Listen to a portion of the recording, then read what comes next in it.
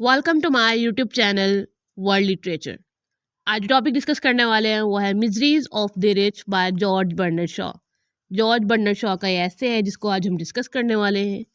First of all इस ऐसे के टाइटल को हम डिस्कस कर लेते हैं। टाइटल दिया गया है miseries of the rich. Means के जो रिच लोग हैं, किसी भी सोसाइटी की जो अपर क्लास होती है, जो कि फाइनेंशियली स्टेबल होते हैं, जिनके पास वेल्थ होती है, उनकी क्या प्रॉब्लम्स हैं, उनके क्या सौरों हैं, उन्हें क्या स्ट्रगल करनी पड़ती है, एंड उनकी जो स्ट्रगल है वो किन चीज़ों में होती है, किस टाइप की स्ट्रगल होती है, उन चीज़ों को हम आज डिस्कस करने वाले हैं। तो अपना लेक्चर जो है वो हम स्टार्ट करते हैं। First of all George Bernard Shaw क्या कहते हैं हम देखते हैं। जॉर्ज बर्नार्ड शॉ कहते हैं कि हमारी सोसाइटी में कुछ कन्वेंशंस बनी हुई हैं, कुछ अजम्पशंस बनी हुई हैं। अब वो अजम्पशंस क्या हैं? अजम्पशंस ये हैं कि जो रिच लोग होते हैं वो सोसाइटी के हैप्पी लोग होते हैं।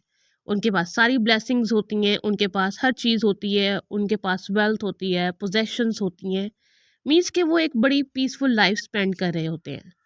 बट जॉर्ज बर्नार्ड शॉ कह रहे हैं कि ये एक रॉन्ग अजम्पशन है। मीन्स कि ये सिर्फ हमारी इमेजिनेशन है, हम इनको जस्ट इमेजिन कर सकते हैं, बट इन चीज़ों की कोई रियलिटी नहीं है। मीन्स के जो वेल्दी पीपल होते हैं, जो रिच होते हैं, उनकी भी प्रॉब्लम्स होती हैं, उनकी भी स्ट्रगल होती हैं, उनकी लाइफ में भी जो है वो अनहैप्पीनेस होती है।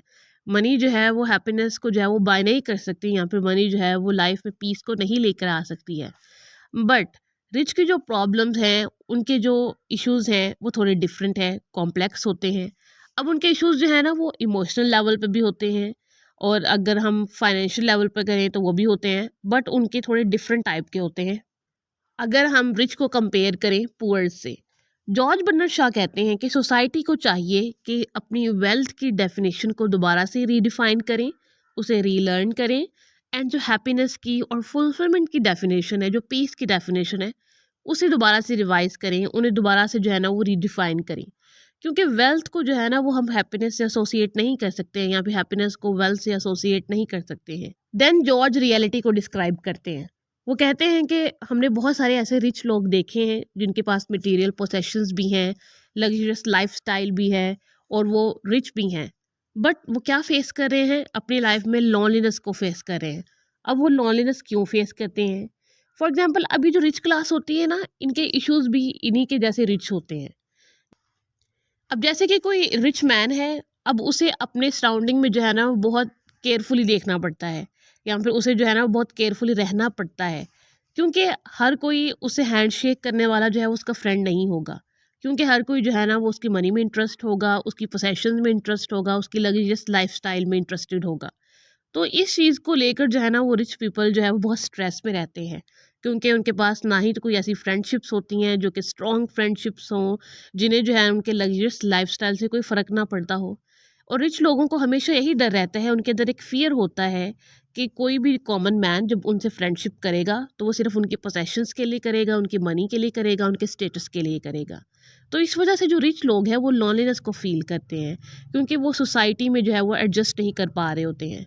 अगर हम इनको पुअर लोगों से कंपेयर करें तो पुअर्स की जो फ्रेंडशिप्स हैं वो स्ट्रॉन्ग होती हैं, उनके रिलेशन स्ट्रॉन्ग होते हैं, क्योंकि उनके रिलेशंस जो हैं वो मनी के बेस पे नहीं बनते हैं। लेकिन जो रिच लोग होते हैं, उनके जो रिलेशंस हैं, उनकी जो फ्रेंडशिप्स हैं, उनका जो स्टेटस है वो तभी मेंटेन रह पाता है जब तक उनके पास जो है वो बहुत ज़्यादा मनी है, पोसेशंस हैं, मटेरियल चीज़ें। अब रिच लोगों को ऐसा लगता है कि वो ऐसे लोगों से सराउंडेड हैं जो कि उनके स्टेटस में इंटरेस्टेड हैं।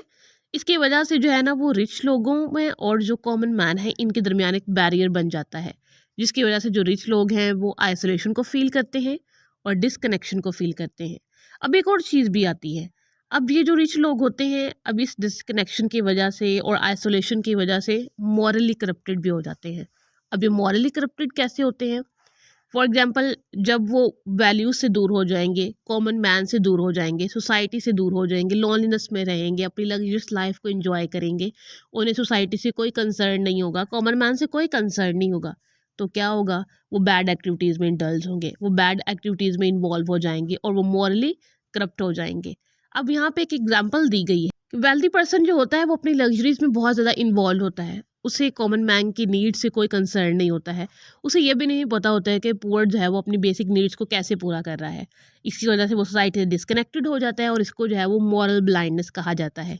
क्योंकि रिच के अंदर जो है ना वो नॉर्मल या फिर जो एक फंडामेंटल ह्यूमन वैल्यूज़ होती हैं वो ख़त्म हो जाती हैं, वो बिल्कुल ब्लाइंड हो जाता है। उसके अंदर से काइंडनेस, कंपैशन, ये सारी फीलिंग्स जो हैं वो ख़त्म हो जाती हैं और वो पुअर्स की तरफ देखता भी नहीं है। इस वजह से जो है ना वो मॉरली करप्टेड हो जाता है। नेक्स्ट जॉर्ज बर्नर्ड शॉ एक और कॉन्सेप्ट को डिस्कस करते हैं। वो कहते हैं कि जब हमारे पास बहुत ज़्यादा वेल्थ हो, हमारे पास बहुत ज़्यादा फाइनेंशियल पोसेशंस हो, हमारे पास ऐसी चीज़ें हों जिन्हें जो है ना वो हमारे लिए मैनेज करना जो है वो स्ट्रेसफुल हो, उन्हें मैनेज करना जो है वो हमारे लिए डिफ़िकल्ट हो, तो उसकी वजह से क्या होता है, हमारे पास स्ट्रेस आने लगता है कि अपनी लार्ज फॉर्च्यून को मैनेज कैसे करना है, अपनी पोसेशंस को मैनेज कैसे करना है। हमें जो है ना वो केयरफुल रहना पड़ता है। हमारी लाइफ से जो इंडिपेंडेंसी है या फिर फ्रीडम है वो ख़त्म हो जाती है। हम एक टाइम पे जो है वो केयर फ्री लाइफ स्पेंड कर रहे होते हैं, लेकिन वेल्थ के आने के बाद, पोसेशंस के आने के बाद, मटेरियलिस्टिक होने के बाद हम केयर फ्री नहीं रहते हैं, क्योंकि हमारे ऊपर जो है वो बहुत ज़्यादा प्रेशर होता है। फॉर एग्जाम्पल कि एक रिच मैन है, अब उसके पास बहुत सारी चीज़ें हैं, लेकिन अगर वो स्ट्रगल करना बंद कर देगा, उन्हें अर्न करना बंद कर देगा, तो एक दिन तो उसकी पोसेशंस ख़त्म हो जानी है, उसके जो मनी है वो ख़त्म हो जाएगी, उसका जो बैंक बैलेंस है वो ख़त्म हो जाएगा। तो उसे जो है ना वो कंटिन्यूअसली स्ट्रगल करनी पड़ती है उस चीज़ को मैनेज करने के लिए, कि मुझे जो है ना वो डे बाय डे अपने जो फाइनेंशियल रिसोर्सेज़ हैं उन्हें इंक्रीज़ करना है, अपने पोसेशंस को इंक्रीज़ करना है, अपने बैंक बैलेंस को इंक्रीज़ करना है। तो ये एक बहुत स्ट्रेसफुल चीज़ है। आपकी लाइफ जो है वो स्ट्रेस में चली जाती है जैसे-जैसे आप रिच होते जाते हो या फिर वेल्दी मैन बनते जाते हो। देन जॉर्ज बर्नर्ड शॉ कहते हैं कि ये जो कॉन्सेप्ट है ये आज की हमारी जो सोसाइटी है उससे बहुत ज़्यादा रेलिवेंट है। मीन्स कि आज हम क्या देखते हैं, हर चीज़ जो है वो मटेरियलिज्म पे बेस करती है और कंज्यूमरिज्म पे बेस करती है। इवन कि इस चीज़ ने हमारी जो वैल्यूज़ हैं उनको भी डोमिनेट कर लिया है। मीन्स के लोग जो है वो अब कनेक्शंस को जो है वो प्रायोरिटी नहीं देते, जबकि हमें जो है वो एम्पैथी को प्रायोरिटाइज करना चाहिए, हमें जो है वो कंपैशन को प्रायोरिटाइज करना चाहिए, काइंडनेस को जो है वो प्रायोरिटाइज करना चाहिए। हर कोई जो है वो वेल्थ को परस्यूट कर रहा है, उसके पीछे जो है वो भाग रहा है।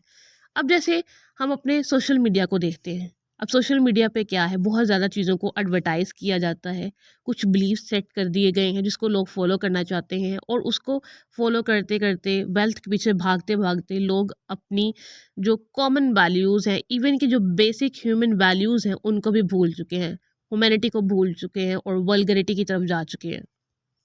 देन जॉर्ज बर्नर्ड शॉ कहते हैं कि ये चीज़ बिल्कुल राइट है कि वेल्थ जो है वो आपको कंफर्ट देती है, कन्वीनियंस देती है, मीन्स कि आपको एक अच्छी लाइफ वो देती है। बट वेल्थ के साथ साथ और प्रॉब्लम्स भी आती हैं, स्ट्रेस आता है, आप मॉरली करप्टेड हो जाते हो, आपकी लाइफ में पीस नहीं रहता है, आपके पास फ्रेंडशिप्स नहीं रहती हैं, लव नहीं रहता है, एंड इवन कि आपके पास जो है वो सेंस ऑफ पर्पस भी नहीं होता है कि आप ये सब कुछ क्यों कर रहे हो, किसके लिए कर रहे हो, जबकि आपके पास कोई कनेक्शन नहीं है, आपके पास जो है वो सोसाइटी नहीं है जिससे आप कम्युनिकेट कर पाओ, आपके पास वो लोग नहीं है जो आपसे लव करते हो, जिनके लिए जो है वो आप कुछ चीज़ें कर पाओ, आपके पास इतनी वेल्थ है, आप उनके लिए कुछ करो, जबकि आपके पास तो वो लोग ही नहीं हैं। तो वेल्थ जो है वो आपको एक तरफ जो है वो बेनिफिट्स भी देती है, लेकिन दूसरी तरफ जो है वो आपके लिए ये प्रॉब्लम वाली चीज़ भी है। देन जॉर्ज बर्नर्ड शॉ कहते हैं कि जो पुअर्स हैं उनकी लाइफ फिर भी जो है ना वो कुछ पीसफुल होती है, क्योंकि वो डेली स्ट्रगल करते हैं, उन्हें पता है कि हम किसके लिए स्ट्रगल कर रहे हैं। वो अपने स्ट्रॉन्ग कनेक्शंस बनाते हैं, स्ट्रॉन्ग बॉन्डिंग बनाते हैं, सोसाइटी से कम्युनिकेट करते हैं।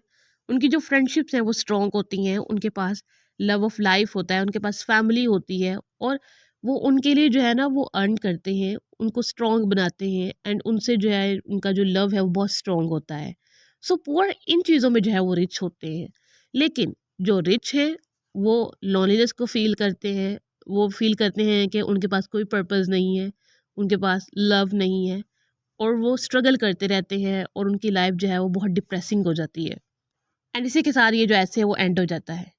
एक कॉमन चीज़ है कि जो भी चीज़ है हमारे पास होती हैं, जो भी ब्लेसिंग्स हमारे पास होती हैं, उसकी पॉजिटिव साइड भी होती है एंड नेगेटिव साइड भी होती है। अब जैसे पुअर होते हैं, उनके प्रॉब्लम्स भी होते हैं, जैसे कि उन्हें रोज़ स्ट्रगल करना पड़ता है, उन्हें जो है वो अर्न करना पड़ता है, और उन्हें अपने नेक्स्ट ब्रेड के लिए भी जो है ना वो स्ट्रगल करनी पड़ती है। मीन्स के उनकी लाइफ के भी पॉजिटिव एस्पेक्ट्स हैं और नेगेटिव एस्पेक्ट्स हैं। ऐसे ही जो वेल्दी होते हैं उनकी लाइफ के पॉजिटिव एस्पेक्ट्स होते हैं एंड नेगेटिव एस्पेक्ट्स भी होते हैं। मीन्स के कोई भी चीज़ है इस वर्ल्ड में, इवन के कोई स्मॉलेस्ट सी भी चीज़ है, उसकी भी पॉजिटिव और नेगेटिव साइड होती है। जैसे कि हम लव की एग्जांपल ले लेते हैं। अगर हम लव में बहुत ज़्यादा इन्वॉल्व हो जाएं और वो हमें ना मिले तो वो हम डिप्रेशन में जाना शुरू कर देते हैं, हम डिस्ट्रैक्टेड हो जाते हैं, हम डिस्कनेक्टेड फील करते हैं, हम लोनलीनेस को फील करते हैं। और अगर हमें लव मिल जाए तो हम जो है वो हैप्पी हो जाते हैं, हमें लगता है कि हमने जो है वो अपनी लाइफ में बहुत बड़ी अचीवमेंट जो है वो कर ली है। लेकिन वो लव भी कहीं ना कहीं लाइफ में जाकर एंड हो जाता है। मीन्स कि ये जो वर्ल्ड है वो ऑपोजिट्स की बेस पे चलती है, जहाँ पे पॉजिटिव चीज़ें भी होती हैं एंड नेगेटिव चीज़ें भी होती हैं। तो हमें जो है इन दोनों चीज़ों को जो है वो अंडरस्टैंड करना चाहिए। और वेल्थ के साथ, रिच के साथ एंड पुअर के साथ यही केस है। आई होप कि यहाँ तक ये जो ऐसे है वो आपको समझ आया होगा। वीडियो को लाइक और शेयर और चैनल को ज़रूर सब्सक्राइब कीजिएगा। Thanks for watching my channel.